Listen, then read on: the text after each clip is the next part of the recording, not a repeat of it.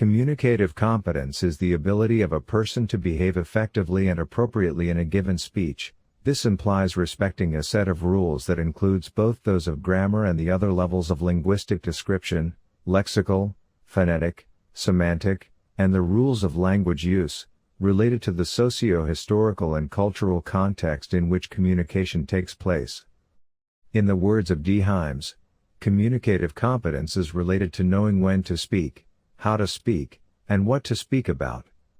In other words, it is the ability to form sentences that are not only grammatically correct but also socially appropriate. In 1980, the applied linguists Connolly and Swain published an influential article in which they argued that the ability to communicate required 4 different subcompetencies. Grammatical, ability to create grammatically correct utterances. Sociolinguistic, ability to produce sociolinguistically appropriate utterances. Discourse, ability to produce coherent and cohesive utterances, and strategic, ability to solve communication problems as they arise. Strategic competence refers to the ability to solve problems during communication.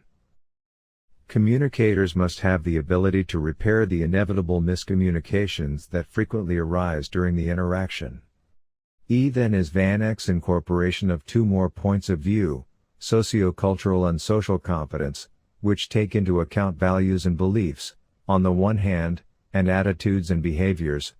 The Common European Framework of Reference for Languages describes the communicative language competencies, which include linguistic, sociolinguistic and pragmatic competencies, and which, in turn, are integrated into the general competencies of the individual, which are the following: knowing, general knowledge of the world, sociocultural knowledge, intercultural awareness. Knowing how to do, skills and abilities. Knowing how to be, existential competence, related to attitudes, motivations, values, beliefs. Knowing how to learn. Lee, 2000, discusses implementing a communicative task as an instructional event. He claims that teachers need to pay attention to 3 points of encounter during the instructional event: framing, executing and concluding.